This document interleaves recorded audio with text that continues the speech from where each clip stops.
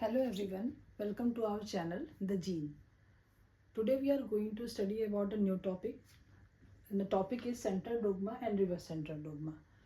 आज हम लोग एक नई टॉपिक के बारे में पढ़ने जा रहे हैं, वो है टॉपिक आपकी सेंट्रल डोगमा और reverse central dogma. Central dogma क्या होता है? सेंट्रल डोगमा का जो कॉन्सेप्ट है सबसे पहले वो फ्रांसिस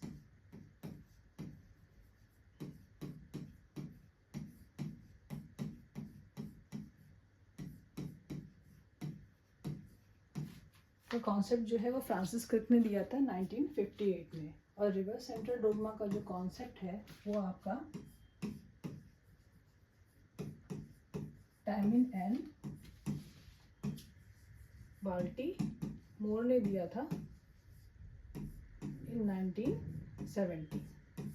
टॉपिक में आगे जाने से पहले सबसे पहले हम ये जान लेते हैं कि इसके डिस्कवरर कौन है. सेंट्रल डोगमा का जो कॉन्सेप्ट है वो आपका फ्रांसिस क्रिक ने दिया था 1958 में और रिवर्स सेंट्रल डोगमा का जो कॉन्सेप्ट है वो टाइमिन एंड बाल्टीमोर ने दिया था इन 1970.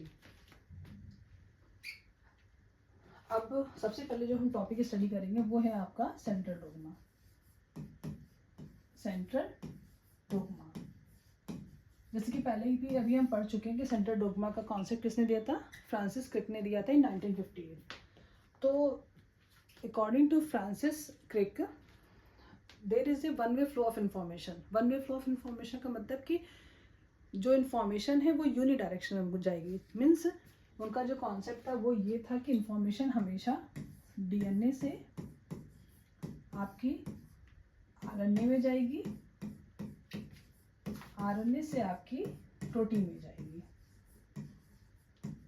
मतलब फ्रांसिस क्रिक का जो कॉन्सेप्ट था वो बिट ग्लोबल था. बिट ग्लोबल था मतलब उनका ये कहना था कि हमेशा इन्फॉर्मेशन न्यूक्लिक एसिड से आपकी प्रोटीन में जाएगी. मीन्स अगर एक बार इन्फॉर्मेशन आपकी प्रोटीन में चली गई तो वो गेट आउट नहीं हो सकती, मतलब वापस से रिवर्स नहीं हो सकती है. इसको हम और इलेबोरेट करें तो कहने का मतलब ये हुआ कि आपकी इन्फॉर्मेशन अगर डीएनए से प्रोटीन में गई है तो ये वापस से बैक फ्लो नहीं हो सकती अकॉर्डिंग टू फ्रांसिस क्रिक. उन्होंने ये बताया कि आपका न्यूक्लिक एसिड से न्यूक्लिक एसिड बन सकता है और आपका न्यूक्लिक एसिड से प्रोटीन बन सकता है, लेकिन प्रोटीन से प्रोटीन बनना फिर वापस से प्रोटीन से न्यूक्लिक एसिड बनना ये इम्पॉसिबल है. मीन्स वो ये बोले कि आपका न्यूक्लिक एसिड से आपका न्यूक्लिक एसिड वापस से बन सकता है, न्यूक्लिक एसिड से आपका प्रोटीन बन सकता है. मीन्स ये पॉसिबल है कि न्यूक्लिक एसिड से आपका न्यूक्लिक एसिड बना, न्यूक्लिक एसिड से आपका प्रोटीन बना. ये जो बनना है इसकी प्रोसेस क्या बोलते हैं वो अभी हम आगे बताते हैं. लेकिन ये आपका फ्रांसिस ये क्रिक के अकॉर्डिंग है. ठीक है, ये क्रिक के अकॉर्डिंग न्यूक्लिक एसिड से न्यूक्लिक एसिड बन सकता है, न्यूक्लिक एसिड से आपका प्रोटीन बन सकता है. क्या पॉसिबल नहीं था क्रिक के अकॉर्डिंग? क्रिक के अकॉर्डिंग क्या पॉसिबल नहीं था? उनके अकॉर्डिंग ये पॉसिबल नहीं था कि प्रोटीन से प्रोटीन, ये पॉसिबल नहीं है. प्रोटीन से न्यूक्लिक एसिड ये पॉसिबल नहीं है. ठीक है, अकॉर्डिंग टू क्रिक उन्होंने ये बोला कि न्यूक्लिक एसिड से न्यूक्लिक एसिड बन सकता है. न्यूक्लिक एसिड बनने की जो प्रोसेस को हम बोलते हैं क्या? रेप्लिकेशन. ठीक, अभी नेक्स्ट पेज में समझते हैं. देखो, डीएनए से जो डीएनए बना आपका वापस से, इस प्रोसेस को हमने बोला क्या? रेप्लिकेशन बोलते हैं. इससे बना आपका क्या? डीएनए से बना आपका आरएनए. ये भी आरएनए बन सकता है, ये भी आपका क्या हो गया? रेप्लिकेशन. डीएनए से आरएनए बनने की प्रोसेस को बोलते हैं हम क्या? ट्रांसक्रिप्शन. ट्रांसक्रिप्शन. आरएनए से आपका प्रोटीन बन सकता है. इस प्रोसेस को हम क्या बोलते हैं? ट्रांसलेशन. ठीक है, मतलब ये सेंट्रल डोगमा कॉन्सेप्ट है. सेंट्रल डोगमा का सिंपल मतलब क्या हो गया? According to Crick there is a one way flow of information. मतलब आपकी इंफॉर्मेशन डीएनए से आपकी आरएनए में जाएगी, आरएनए से आपका प्रोटीन बनेगा, डीएनए से डीएनए बनने की प्रोसेस को हम रेप्लिकेशन बोलेंगे.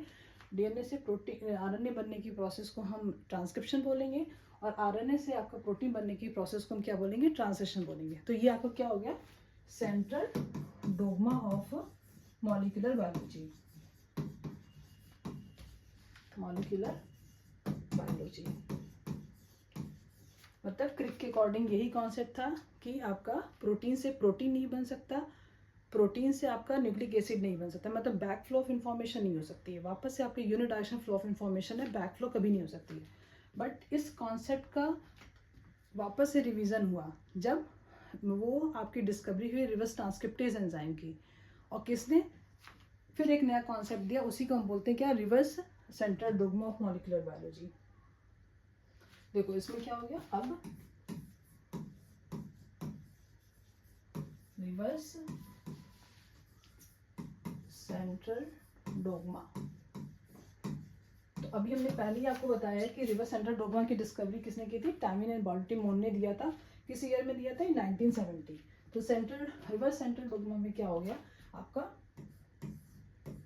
डीएनए से आपका क्या हो जाएगा, आरएनए बनना है, ये आपका सेंट्रल डोग्मा है, ठीक है, ये आपका प्रोटीन हो गया। इस प्रोसेस को क्या बोला हमने, ट्रांसक्रिप्शन, इसको क्या बोला, ट्रांसलेशन, ठीक। अब यही क्या होगा, रिवर्स सेंट्रल डोग्मा में ये आपका रिवर्स ट्रांसक्रिप्शन। देखो अब इसमें क्या था, रिवर्स ट्रांसक्रिप्शन, इसमें क्या है आपका, टैमिन एंड बाल्टीमोर ने दिया था किसमें, राउस सार्कोमा वायरस में, राउस सार्कोमा वायरस में दिया था। ये क्या आपका रेट्रो वायरस है, ये क्या आपका रेट्रो वायरस है। रेट्रो वायरस में आपका ये भी है, और आपका रेट्रो वायरस आपका एचआईवी वायरस भी है, ठीक है। एचआईवी वायरस जो है वो भी आपका रेट्रो वायरस में आता है। तो इसमें क्या हो गया, आपका एक एंजाइम होता है रिवर्स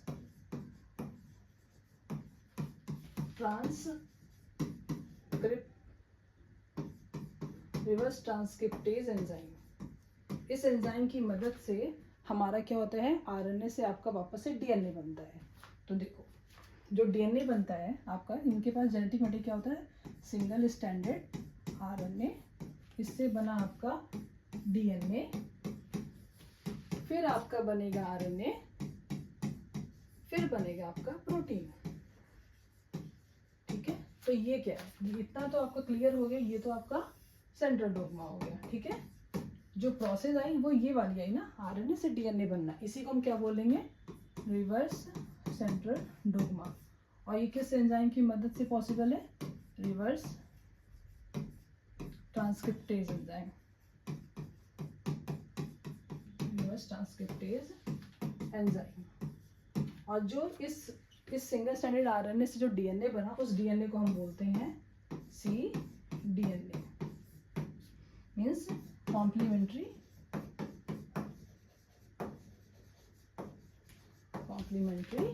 डीएनए। ओके, देखो सिंगल स्टैंडर्ड आरएनए से बना आपका cDNA, कॉम्प्लीमेंट्री डीएनए, फिर बना आपका आरएनए, फिर आपका बना प्रोटीन।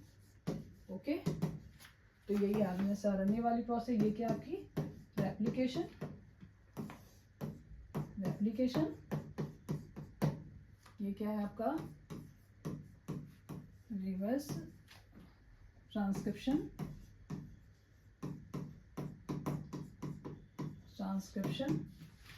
ओके, ये आपका ट्रांसक्रिप्शन, ये आपका ट्रांसलेशन, ठीक है।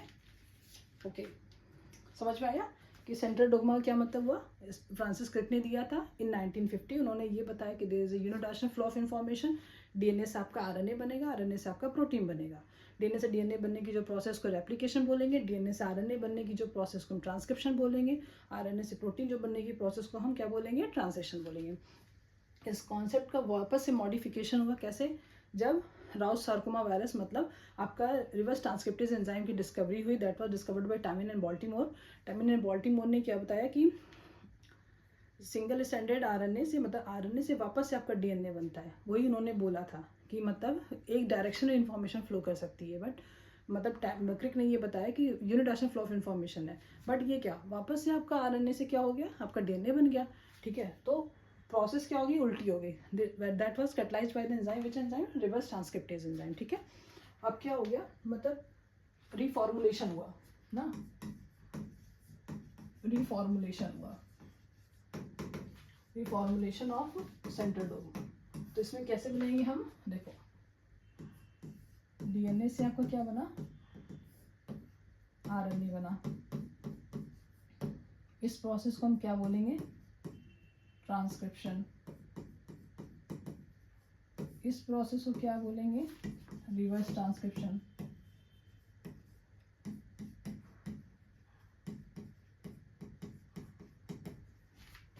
ठीक, डीएनए से डीएनए बनना, ये आपको क्या हो गया, रेप्लिकेशन। डीएनए, आरएनए से आरएनए आपको बनना, ये क्या हो गया, रेप्लिकेशन। ठीक, अब आपका एक आपको यहाँ पे बन जाएगा स्ट्रक्चरल, कुछ भी बन सकता है, स्ट्रक्चरल आरएनए,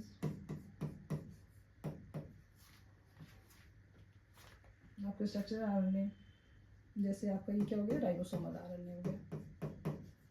ठीक, आपका और क्या इसमें बन सकता है, रेगुलेटरी, रेगुलेटरी आरएनए। इसके एग्जांपल जैसे कौन से हो गए, siRNA, miRNA, piRNA। ये सब क्या होता है, नेक्स्ट वीडियो में कभी हम बनाएंगे इसके बारे में भी। फिर रेगुलेटरी आरएनए, इससे भी आपका क्या बन सकता है, रेगुलेटरी आरएनए। उसके बाद आपका क्या बन सकता है, वही मैसेंजर आरएनए। और क्या हो सकता है, ट्रांसफर आरएनए। और क्या बन सकता है आपका, कैटालिटिक आरएनए। ठीक, ये सारी जो प्रोसेस है उसको हम क्या बोलेंगे यहाँ पे, ट्रांसलेशन। ओके, अब सबसे क्या है, ट्रांसलेशन। क्या बनेगा इससे, प्रोटीन। ठीक है, क्या बना आपका, यहाँ पे प्रोटीन बना। अब प्रोटीन से वही क्या है आपका, ये जो प्रोसेस हो जाएगी, प्रोटीन से प्रोटीन ऑटो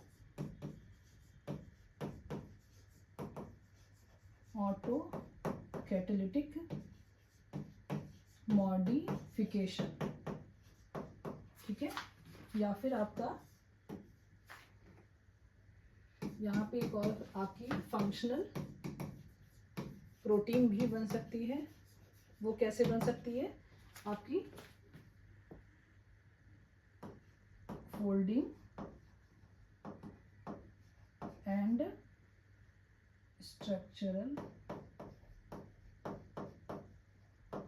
स्ट्रक्चरल चेंज से। ठीक है, फिर आपका प्रोटीन से आपका वापस से एबनॉर्मल प्रोटीन भी बन सकती है,